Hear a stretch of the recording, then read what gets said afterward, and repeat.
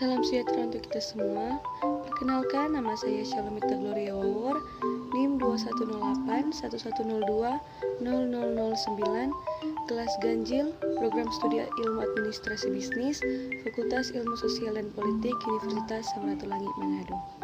Dan pada saat ini, saya akan mempresentasikan hasil ulasan buku saya untuk melengkapi salah satu tugas mata kuliah Bahasa Indonesia dengan dosen pengampu Dr. Randa Jaini Imbang MHum. Untuk mengulas buku tentunya ada beberapa struktur teks ulasan, dan yang pertama adalah identitas buku. Bagian awal teks ulasan berisi informasi penting tentang buku yang terdiri dari judul, penulis, penerbit, tahun penerbitan, hak cipta, jumlah halaman, bahasa yang digunakan, dan warna sampul. Semua informasi itu merupakan fakta-fakta penting mengenai identitas buku yang diulas. Dan yang kedua adalah orientasi.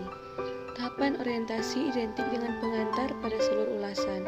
Tahapan ini berfungsi untuk menyampaikan informasi tentang buku apa yang diulas, siapa penulisnya, dan siapa pembaca yang dituju.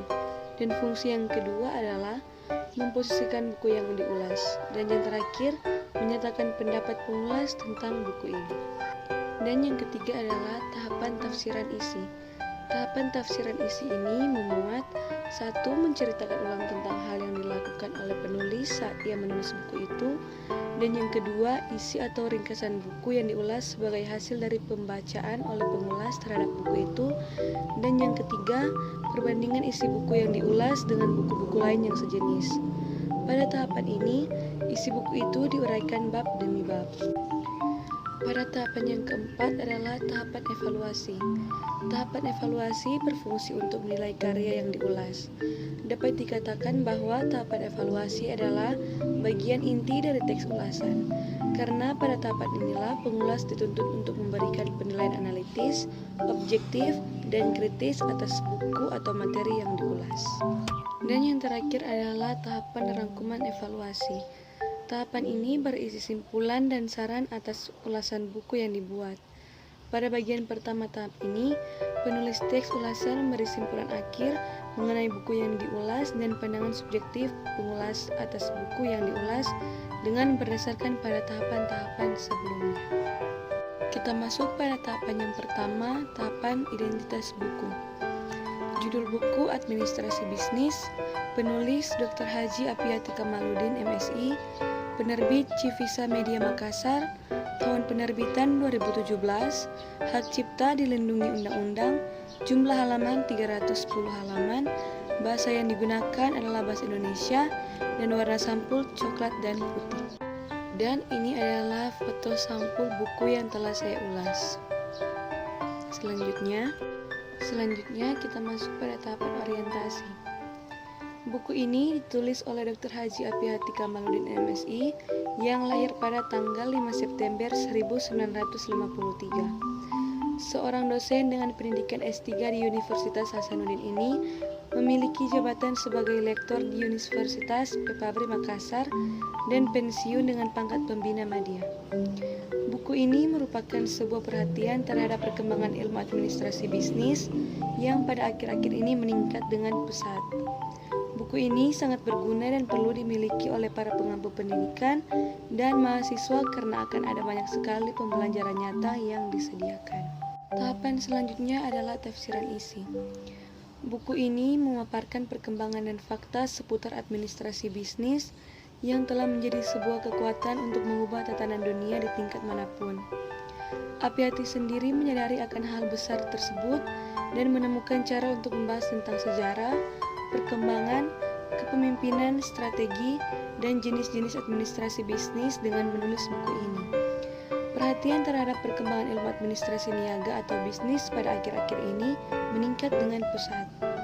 Perkembangan bisnis yang dipacu oleh kemajuan ilmu, pengetahuan, dan teknologi kini menjadi pusat perhatian masyarakat secara luas karena melahirkan fenomena globalisasi di mana kepentingan individu, kelompok, bahkan negara yang berada di bawah kepentingan dunia ini secara menyeluruh.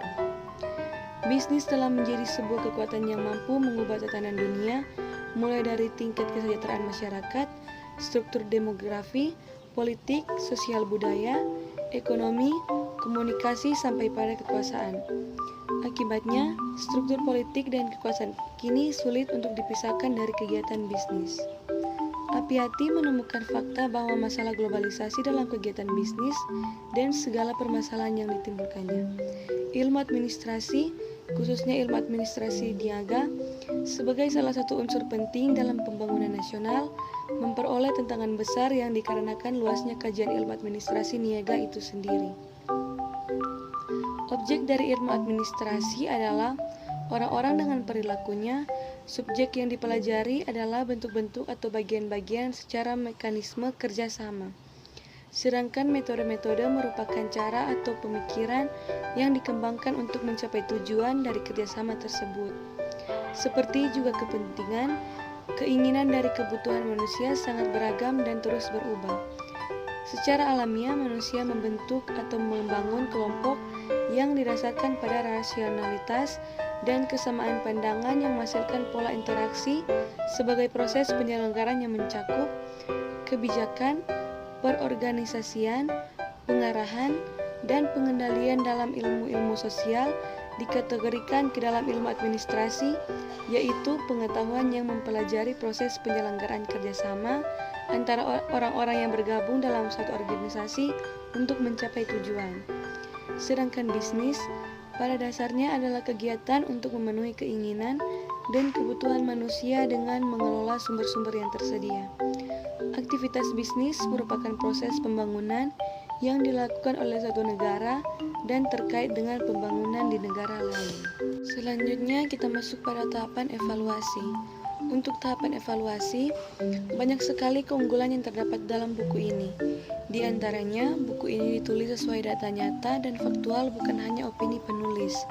Selain itu, buku ini memberikan informasi secara terperinci sehingga mudah ditangkap dan mengesankan serta banyak memberikan arahan mengenai bisnis.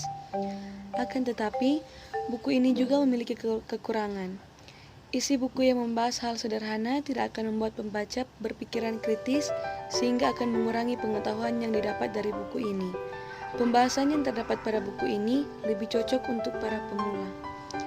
Meskipun terdapat kekurangan, buku ini tetap bermanfaat untuk pembaca karena dalam buku ini akan terdapat pelajaran-pelajaran yang mungkin pembaca belum dapat di buku lain. Dan tahapan yang terakhir adalah tahapan rangkuman. Buku administrasi bisnis yang membahas perkembangan bisnis di zaman modern ini sangat berguna, khususnya bagi para pengampu pendidikan, mahasiswa, dan orang yang ingin memulai bisnis baru. Informasi terperinci tentang fakta dunia bisnis dapat dijadikan landasan untuk pembelajaran. Jadi, usaha Apiati dalam membahas tentang administrasi bisnis patut diberikan apresiasi. Sekian hasil presentasi saya. Kiranya dapat menambah wawasan dan pengetahuan bagi para pembaca ataupun siapa yang menonton video ini.